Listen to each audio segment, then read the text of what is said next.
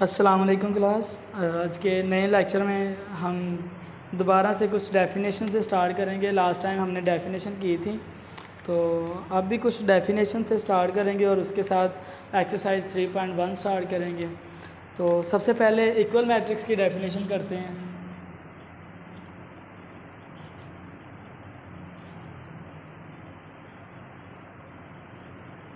तो equal matrix ज़ाहिर सी बात है, दो मैट्रिक्स होंगी यहाँ पे। लेट कर लें, let A and B two matrix matrices, then we said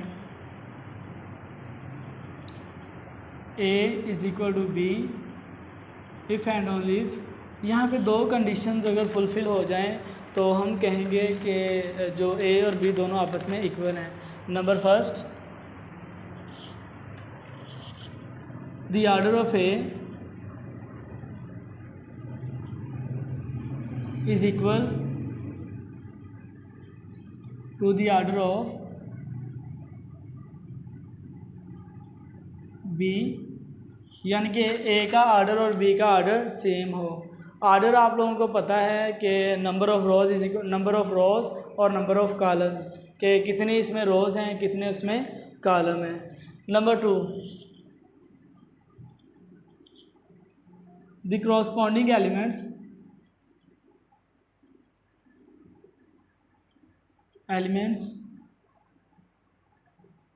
are same.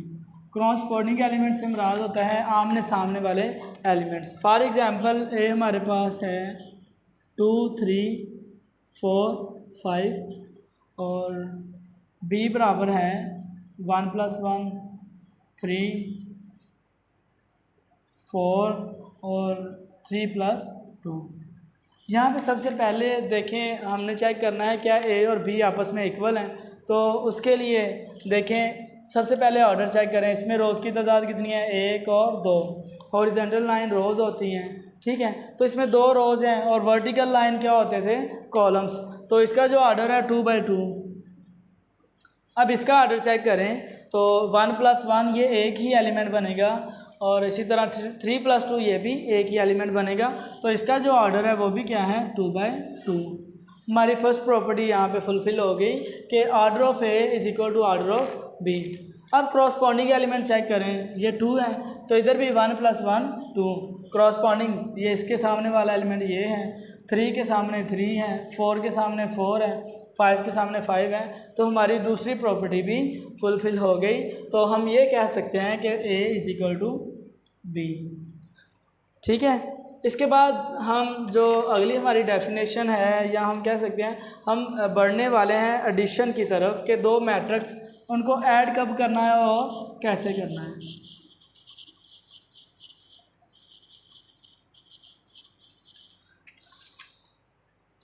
Addition of matrix. बच्चे यहाँ पे याद रखें कि दो मैट्रिक्स को आप ऐड उसी वक्त कर सकते हो। एडिशन और सब्ट्रैक्शन दोनों एक ही जैसे हैं, बस साइन का फ़र्क है। तो दो चीज़ों को आप ऐड या सब्ट्रैक्ट उस वक्त कर सकते हो जब दोनों का ऑर्डर सेम हो, ठीक है। तो एक तो ये हो गया और फिर उसके बाद आपने कैसे करना, देखें। फ़र्ज़ करें A इज़ इक्वल टू आपके पास ले लें 6, 7, 6, 3, 2 और B बराबर है आपका 8, 9, 4, 2।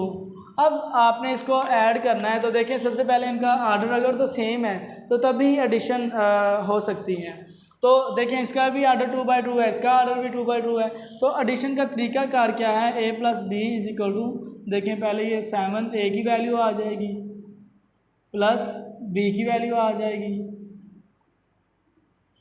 ठीक है ना। तो अब एडिशन कैसे करनी है आपने, पहले वाला कंपोनेंट पहले में ऐड हो जाएगा, दूसरे वाला कंपोनेंट ये, यानी क्रॉसपॉन्डिंग। जिस तरह इक्वल में ये था ना कि क्रॉसपॉन्डिंग एलिमेंट इक्वल हो, इसमें ये होता है कि क्रॉसपॉन्डिंग एलिमेंट आपस में ऐड होते हैं और इसी तरह ही अगर सब्ट्रैक्शन आ जाएगी तो वो सब्ट्रैक्ट हो जाएंगे। 2 + 2, इस तरह से ये आपका आंसर आ जाएगा 15 और ये भी 15 बन जाएगा। 7 और 4 ये आपका आंसर बन जाएगा। सब्ट्रैक्शन में भी कुछ इस तरह से ही है कि जब तक उनका ऑर्डर सेम नहीं होगा तो वो ऐड नहीं हो सकते। बस सब्ट्रैक्शन में माइनस आ जाएगा। सेम ऊपर वाली एग्जांपल ले लेते हैं तो a माइनस बी बराबर आ जाएगा, पहले a की वैल्यू तो 7 6 3 2, यहाँ पे माइनस आ गया, वो आ जाएगा 8 9 4 और 2। ठीक है, तो देखें ज़रा 7 क्रॉसपॉन्डिंग एलिमेंट माइनस हो जाएंगे। 7 माइनस 8, 6 माइनस 9, 3 माइनस 4, 2 माइनस 2। तो ये जो आंसर आ जाएगा 7 में से माइनस 8 निकाला -1, 6 में से -9 निकालेंगे तो -3, 3 में से -4 निकालेंगे -1, 2 में से -2 तो 0। तो ये सब्ट्रैक्शन का तरीकाकार है। सेम उसी तरह के एक ऑर्डर सेम हो और क्रॉसपॉन्डिंग एलिमेंट आपने इसमें से माइनस कर देने हैं। उसके बाद मल्टीप्लिकेशन कैसे होती है इसके बारे में हम देखते हैं।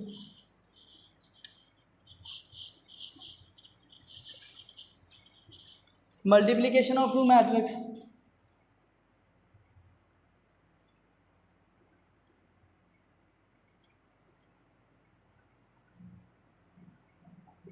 तो मल्टीप्लिकेशन मैट्रिक्स के लिए आप बच्चे याद रखें कि इसमें पहले वाले में कॉलम्स की तादाद और दूसरे वाले में रोज़ की तादाद बराबर होनी चाहिए। मतलब दो मैट्रिसेस हैं, आप उनको मल्टीप्लाई करना चाहते हैं तो चेक करना है पहले में कॉलम कितने हैं और दूसरे में रोज़ कितनी है। अगर तो पहले के कॉलम्स की तादाद और दूसरे की रोज़ की तादाद आपस में इक्वल आ जाएं तो मल्टीप्लिकेशन मुमकिन है, अदरवाइज़ मल्टीप्लिकेशन मुमकिन नहीं है। For example a is equal to 1 2 3 4 5 6 और b ले लें आप यहाँ पे 6 7 8 और ये 9 4 5। तो यहाँ पे देखिए सबसे पहले इसमें कॉलम कितने हैं 1 2 3 और इसमें रोज़ कितनी है 1 2 और 3। ठीक है कि इसमें पहले वाले में कॉलम की तादाद दूसरे वाले में अगर रोज़ की तादाद बराबर होगी तो मल्टीप्लिकेशन मुमकिन है। सबसे पहले तो हमने ये चेक करना है। क्वेश्चन भी आता है is it where is possible multiplication और नॉट। तो सिंपली आपने देख लेना है कि पहले में रोज़ की कॉलम की तादाद कितनी है, दूसरे में रोज़ की तादाद कितनी है। तो चलें मल्टीप्लिकेशन का रूल भी आपको बता देता हूँ। पहले ए वाले एलिमेंट 1 2 3 4 5 6 और फिर बी के एलिमेंट 6 9 7 4 8 5। तो मल्टीप्लिकेशन का तरीका कैसे है कि ये पहली रो को पहले कॉलम से मल्टीप्लाई करना, फिर पहली रो को दूसरे कॉलम से मल्टीप्लाई करना, दरमियान में प्लस आ जाएगा, फिर दूसरी रो को पहले कॉलम के साथ दूसरी रो को दूसरे कॉलम के साथ मल्टीप्लाई करना है आपने। तो करें ज़रा। और इसी तरह आपको पहला एलिमेंट देखें, ये वाला एलिमेंट इससे मल्टीप्लाई हो जाना, ये वाला इसके साथ और ये इसके साथ। इसी तरह फिर ये वाला एलिमेंट जाके मल्टीप्लाई होगा इसके साथ। आपने ये निशानात नहीं लगाने, ये वैसे ही आपको समझाने के लिए मैं लगा रहा हूँ। और इसी तरह ये मल्टीप्लिकेशन हो जाएगी। ठीक है, तो देखें 1 मल्टीप्लाई बाय 6 प्लस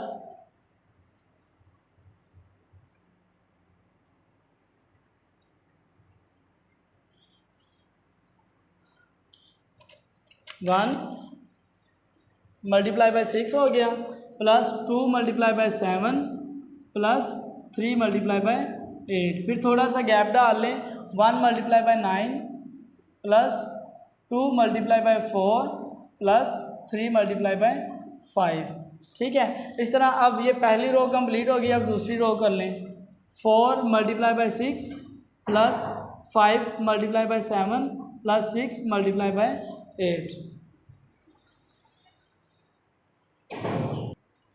अच्छा जी, इसी तरह देखें फिर उसके बाद 4 multiply by 9 plus 5 multiply by 4 plus 6 multiply by 5।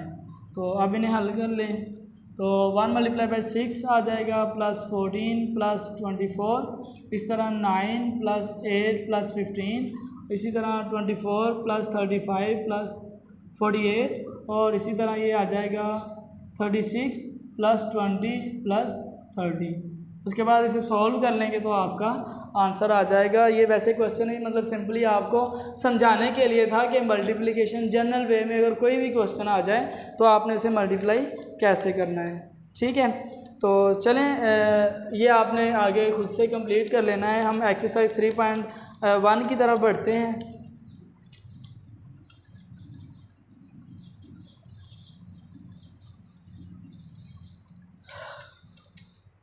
अच्छा जी 3.1 क्योंकि मल्टीप्लिकेशन वाले क्वेश्चन है, हम उसी को लेकर चलते हैं। Question number exercise 3.1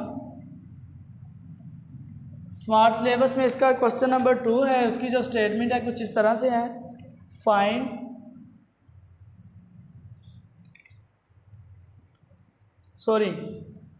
if a is equal to iota 0 1 minus iota then show that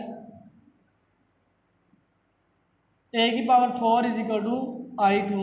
I से मुराद यहाँ पे आइडेंटिटी मैट्रिक्स है और ये जो 2 है इससे मुराद ये ऑर्डर 2 की आइडेंटिटी है, मतलब ये वाली चीज़ बननी है 1 0 0 1। ठीक है, I आइडेंटिटी मैट्रिक्स को रिप्रेजेंट करता है और 2 से मुराद इसके में नंबर ऑफ रोज और कॉलम कितने हो, क्योंकि आइडेंटिटी मैट्रिक्स तो वही होती है ना जो सबसे पहले स्क्वायर होनी चाहिए। तो 2 से मुराद इसमें रोज की तादाद और कॉलम की तादाद सेम है। तो चलें अब यहाँ से हमें पहले तो पता चल गया कि हमें A4 चाहिए। ठीक है, तो A हमारे पास गिवन है तो A डॉट A हमें पता है A स्क्वायर के बराबर होता है। पहले A की वैल्यू आ जाएगी, फिर से A की वैल्यू लिख दें यहाँ पे। अब इन्हें मल्टीप्लाई करें, पहले वाला एलिमेंट पहले से मल्टीप्लाई जब होना तो आयोटा डॉट लगा लें या मल्टीप्लाई लगा लें, प्लस 0 मल्टीप्लाई बाई 1 ये हो गया। अब iota multiply by 0 plus 0 multiply by minus iota. ठीक है, इसी तरह 1 मल्टीप्लाई बाई आयोटा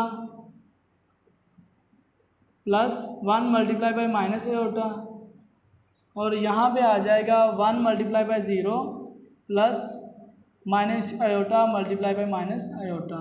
तो ये देखें आयोटा जब आयोटा से मल्टीप्लाई होना तो आयोटा स्क्वायर आ जाएगा, प्लस 0 मल्टीप्लाई बाई 1 0, ये iota multiply by 0 0 plus minus iota जब 0 किसी कोई भी चीज़ जब 0 से मल्टीप्लाई होती है तो वही आंसर आ जाता है। तो आयोटा मल्टीप्लाई बाई आयोटा आ जाएगा 1 के साथ जब मल्टीप्लाई होना, तो जब माइनस आयोटा 1 से मल्टीप्लाई होगा तो माइनस आयोटा आ जाएगा और यहाँ पे 1 मल्टीप्लाई बाई 0 जब 0 से मल्टीप्लाई 1 होगा तो 0 आ जाएगा। जब आयोटा माइनस आयोटा और minus iota plus iota square हो जाएगा। फिर उसके बाद आपको पता है आयोटा स्क्वायर की जो वैल्यू है वो -1 है, वैल्यू पुट कर दें, ये आयोटा माइनस आयोटा से कैंसिल हो जाएगा, यहाँ पे भी 0 ये भी 0, इस तरह इसकी भी वैल्यू पुट कर दें तो ये -1 आ गया। ये आपने A स्क्वायर फाइंड कर लिया। हमें फाइंड करना है A4, तो आपको पता है कि A square dot A square A4 होता है। अब A square dot A square ले लें तो यही वैल्यू पुट कर दें -1 0 0 -1 और फिर से मल्टीप्लाई कर लें -1 0 0 -1। मल्टीप्लिकेशन का तरीका आप अच्छे से अब जान चुके हैं क्योंकि अब ये तीसरी दफ़ा हम मल्टीप्लाई कर रहे हैं। -1 को -1 से मल्टीप्लाई करने हैं तो मैं यहाँ पे डायरेक्ट ही कर देता हूँ। आपको पता है -1 मल्टीप्लाई बाई -1 1 हो जाएगा, 0 को 0 से मल्टीप्लाई करना तो वो 0 हो जाना, -1 को 0 से मल्टीप्लाई किया 0 आ गया और इसी तरह जब 0 को -1 से मल्टीप्लाई करेंगे वो भी 0।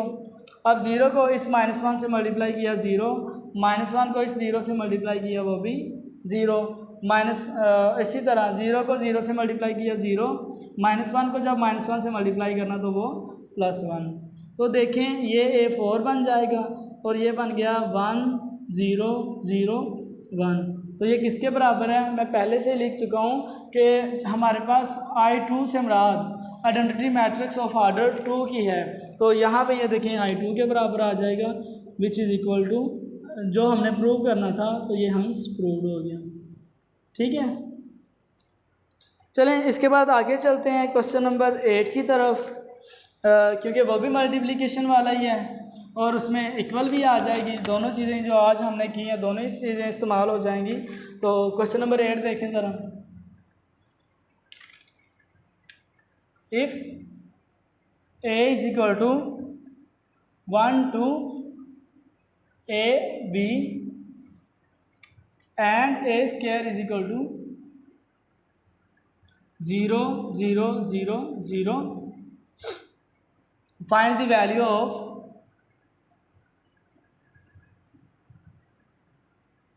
ए एंड बी, हमने ये ए और बी फाइंड करना है। तो ज़रा देखें यहाँ पे हमारे पास ये ए स्क्वायर है, तो अगर हम इसको भी ए स्क्वायर बना लें तो दोनों ए स्क्वायर का कंपैरिजन करवा सकते हैं। तो चलें स्टार्ट करते हैं सोल्यूशन में। ए इज इक्वल टू है 1 2 ए बी, तो इसे मल्टीप्लाई करें। A dot A is equal to आ जाएगा 1 2 ए बी, और इसी तरह 1 2 ए बी मल्टीप्लाई करें जी ज़रा, ये ए स्क्वायर हो गया। फिर वही चीज़ डायरेक्ट अगर आप कहते हैं तो डायरेक्ट कर देता हूँ, समझ आ रही है ना डायरेक्ट की। तो 1 मल्टीप्लाई बाई 1 1 हो जाएगा जब इस 1 को इससे मल्टीप्लाई करना, 2 को जब ए से मल्टीप्लाई करना तो प्लस 2a हो जाएगा, ठीक है। इसी तरह 1 को 2 से मल्टीप्लाई करें 2 हो जाएगा, जब 2 को b से मल्टीप्लाई करना तो प्लस 2b आ जाएगा। a को 1 से मल्टीप्लाई करें यहाँ पे a आ जाना, a को b से अब b को a से मल्टीप्लाई करेंगे तो a भी आ जाएगा। इस तरह ये a को जब 2 से मल्टीप्लाई करना तो 2a प्लस बी स्क्वायर, ये आपका आ गया ए स्क्वायर। अच्छा बच्चे यहाँ पे गलती कर देते हैं कि 2a प्लस 1 3a लिख देते हैं, ये कभी भी नहीं होना। ये देखें ये 2a अलहदा चीज़ है, ये 1 अलहदा चीज़ है।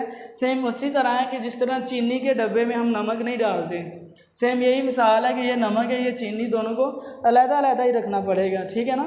तो अब देखें ये भी ए स्क्वायर है, ये भी ए स्क्वायर है, तो इन दोनों को इस ए स्क्वायर की जगह पे वो वैल्यू पुट कर दें, ठीक है। तो इसे इक्वेशन 1 का नाम दे दें, इसे 2 का नाम दे दें। तो put the value of A square equation 1 इन 2, तो अब इस ए स्क्वायर की जगह पे ये 0 0 आ जाएगा, ठीक है। यहाँ पे लिख सकते हैं as A square is equal to 0 0 0 0, तो वो वैल्यू पुट कर दें, ठीक है। तो ये आ जाएगा 1 plus 2a 2 plus 2b a plus A B और 2a प्लस बी स्क्वायर। अब यहाँ पे ना आप डेफिनेशन इक्वल मैट्रिक्स की डेफिनेशन देखें। इक्वल मैट्रिक्स की डेफिनेशन क्या थी कि एक तो इनका ऑर्डर सेम होना चाहिए और एक क्या है कॉरस्पॉन्डिंग एलिमेंट सेम हो। अब वैसे भी उसने क्या दिया है कि ये दोनों आपस में इक्वल हैं, तो देख भी सकते हैं इसका ऑर्डर भी 2/2 है, इसका ऑर्डर भी 2/2 है। तो अब कॉरस्पॉन्डिंग एलिमेंट भी जाहिर सी बात सेम होंगे, तो मैं लिख सकता हूँ ना ये 0 is equal to 1 plus 2a, इसे इक्वेशन क्योंकि वो 1 थी या 2 थी, इसे इक्वेशन 3 का नाम दे दें।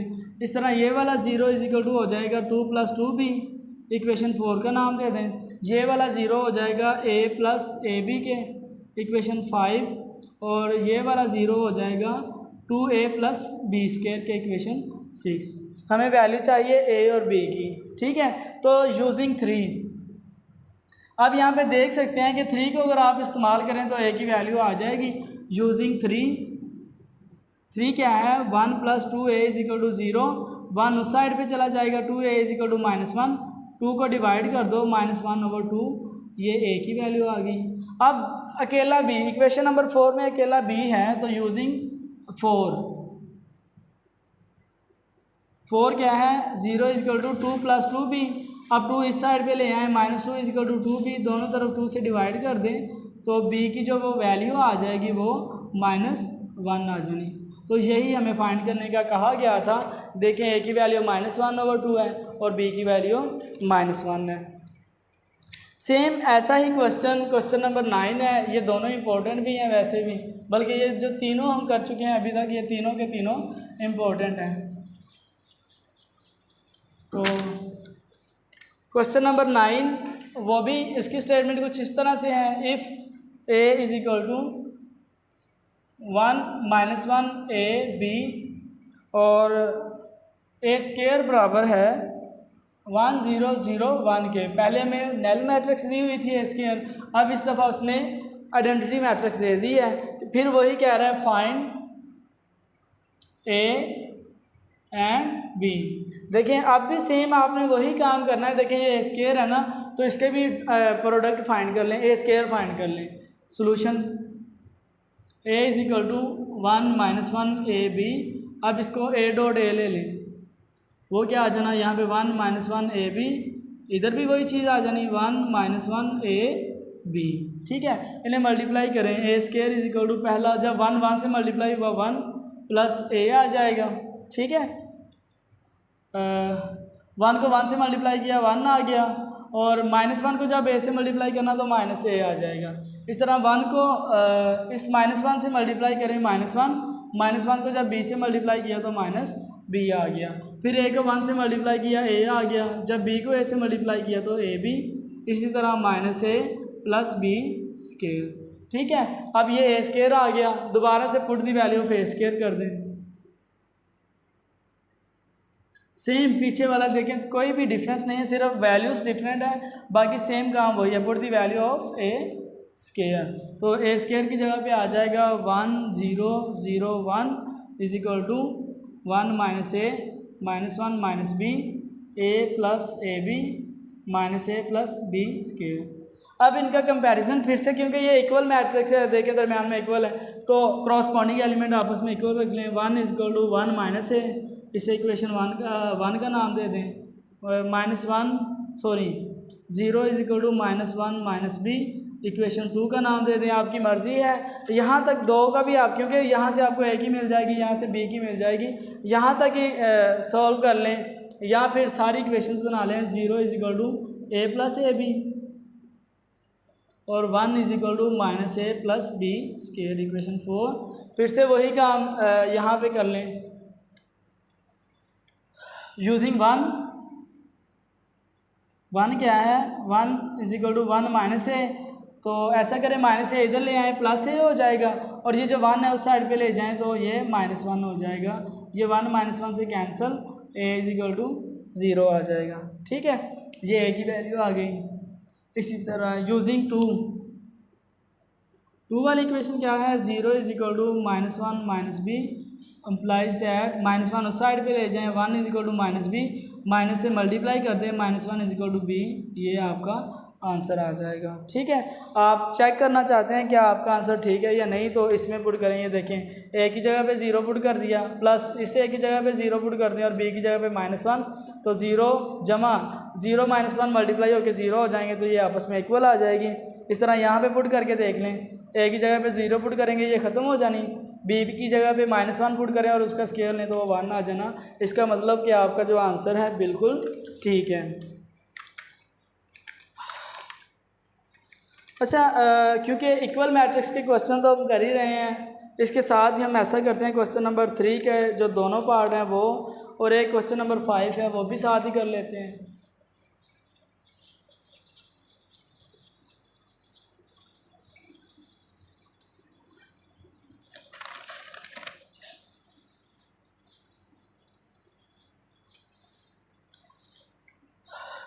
क्वेश्चन नंबर 3, उसका जो फर्स्ट पार्ट है उसकी स्टेटमेंट कुछ इस तरह से है,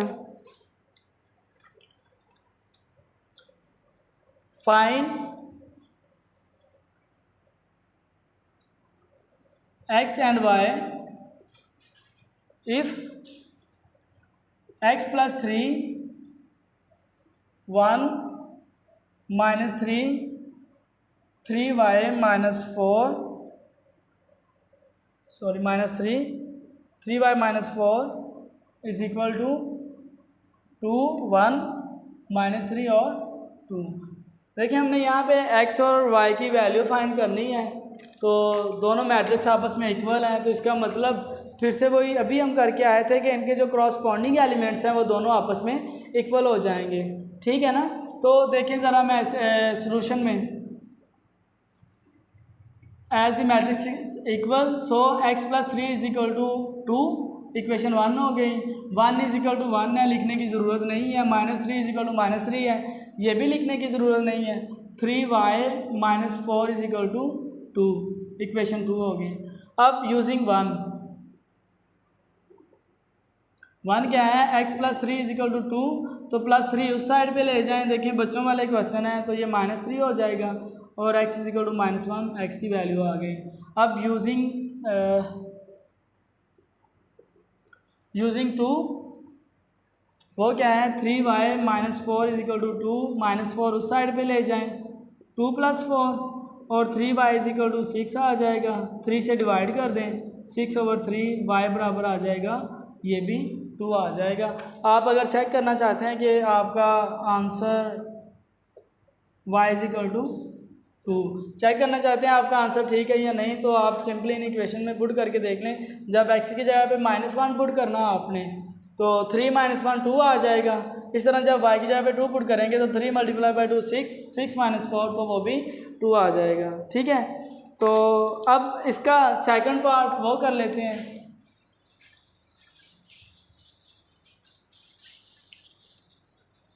सेकंड पार्ट किस तरह से है,